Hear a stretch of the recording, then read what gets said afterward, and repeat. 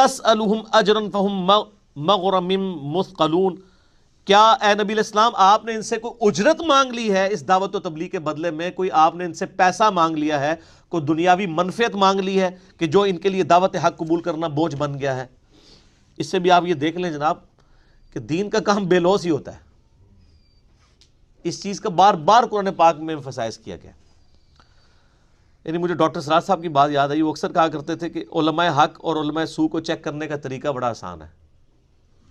لوگ تو کہتے ہیں کون ہے وہ، تو بریلوی کہہ دیتے ہیں کہ جی وہ ہمارے علماء حق ہیں، دیوبند کے علماء سو ہیں، اور دیوبند والے کہتے ہیں بریلوی ہیں. اہل حدیث ان کے بارے میں، یا اہل حدیث کے بارے میں، سنی شیعہ کے بارے میں، شیعہ سنی کے بارے میں. ایک دوسرے کے بارے میں تو چھوڑ دیں، آپ اپنے جن علماء حق کو حق سمجھتے ہیں نا، ان کے لیے لٹمس ٹیسٹ ہے بڑا آسان سا، اور یہ قرآن پاک کی روشنی میں انہوں نے بیان کیا کہ جو شخص اپنے دینی کیریئر کے بعد کروڑ پتی ہو کے مرا ہے نا، تو سمجھ لیں وہ علماء سو میں سے ہے، اس نے دین سے اتنا کچھ کما لیا. اور جو بندہ اپنی دینی کیریئر کے بعد ایک سبسسٹنس لیول کی لائف کے اوپر مرا ہے، تو آپ سمجھ لیں وہ علماء حق میں سے ہے. ہمارے نبی الاسلام کی مبارک زندگی اعلان نبوت سے پہلے ایک لگژریس لائف تھی. مکے کی امیر ترین عورت جس کی بیوی ہو اور وہ تاجر بھی ہو، تجارت یعنی نبی الاسلام کیا کرتے تھے. آپ کی تو بڑی لگژریس لائف تھی. لیکن اعلان نبوت کے بعد جب اللہ تعالیٰ نے بعد میں فتوحات بھی دے دی، غزوہ خیبر کے بعد تو بڑے معاملات، یعنی مسلمانوں کے پاس بہت مال بھی آ گیا. لیکن بخاری مسلم دونوں میں حدیث ہے، اما عائشہ کہتی ہیں کہ حضور کی وفات تک، وفات تک ہمارا یہ حال تھا کہ بعض اوقات 1 مہینے، بعض اوقات 2 مہینے، بعض اوقات 3 مہینے تک گھر میں چولہا نہیں جلتا تھا. 2 کالی چیزوں پر، کھجور اور پانی کے اوپر گزارا ہوتا تھا. اور سر یہ کھجوریں بھی آپ یہ نہ سمجھیے گا کہ ٹوکریوں کی ٹوکریاں تھیں.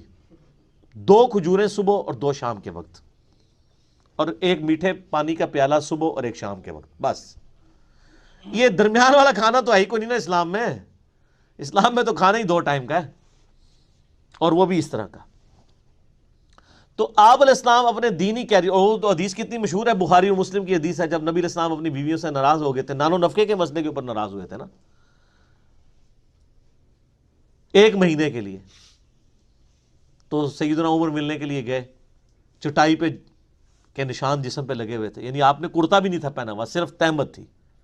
رو پڑے. آپ اللہ کے رسول ہیں، کیسر و کسرا تو دنیا کی دولتیں لوٹ رہے ہیں، اور آپ اللہ کے رسول اس حال میں. تو آپ نے کیا فرمایا تھا؟ اے عمر، لگتا ہے دنیا کی حقیقت تم پہ ابھی بھی نہیں کھلی. کیا تم اس پہ راضی نہیں ہو کہ کیسر و کسرا دنیا کے مزے لوٹیں اور ہم آخرت کی سعادت؟ اچھا، یہ حدیثیں بھی جو بیان کر رہے ہوتے ہیں نا، وہ حدیث بیان کر کے اگر ممبر سے نیچے اترے نا ان کو کہ سر آپ کی زندگی میں تو ہمیں کچھ بھی نہیں نظر آ رہا. میں اکثر کہتا ہوں، یہ آپ کو اکثر واقعہ سنا رہے ہوتے ہیں. حضرت عمر کو سلمان فارسی نے بھرے مجمع میں پوچھا کہ ہم آپ کی جمعے کی تقریر بعد میں سنیں گے، پہلے آپ یہ بتائیں کہ آپ نے اپنے ایک لباس کہاں سے سلوایا؟ مال غنیمت میں ہر شخص کو 1 چادر ملی تھی، آپ کو بھی 1 چادر ملنی چاہیے تھی. آپ کا لباس تو 2 چادروں کے بغیر بنتا نہیں ہے، تو یہ آپ نے دوسری چادر کہاں سے لی ہے؟ یعنی خیانت ہے نا اگر آپ نے مال غنیمت میں تصرف کیا. تو حضرت عمر نے کہا کہ میرا بیٹا جواب دے گا. بیٹے نے کھڑے ہو کے کہا کہ میں نے اپنے حصے کی یہ چادر دی تھی. سر یہ واقعہ جو مولوی بیان کر رہا ہوتا ہے نا، وہ جیسے ہی بیان کر کے ممبر سے نیچے اترے نا، اس سے آپ صرف یہ پوچھ دیں کہ سر یہ آپ نے گاڑیاں کہاں سے لی ہیں، تو دیکھیں اس کے مریدین آپ کا کیا اکرام مسلم کریں گے.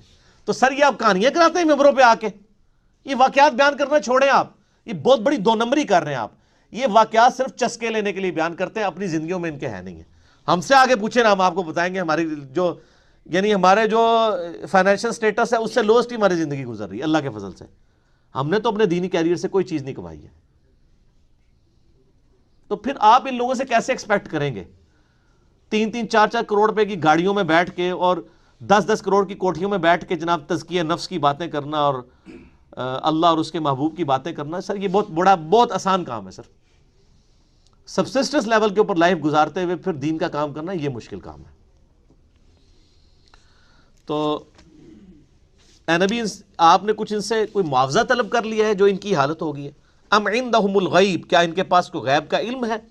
فہم یکتبون، جو وہ لکھے جاتے ہیں. ام یریدون کیدا، کیا وہ آپ کو فریب دینا چاہتے ہیں؟ فالذین کفروا ہم المکیدون، جو کفر اختیار کیے ہوئے ہیں وہ خود فریب کا شکار ہو جائیں گے. ظاہر جی اس سے بڑا فریب کسی شخص کے ساتھ کیا ہو جائے کہ اس کو آخرت میں جا کے پتہ چلے ادھر تو لوگ کہہ دیتے ہیں نا کہ جناب کو آگے جا کے پتہ لگے کون ٹھیک ہے، آگے جا کے پتہ نہیں لگے گا، لگ پتہ جائے گا،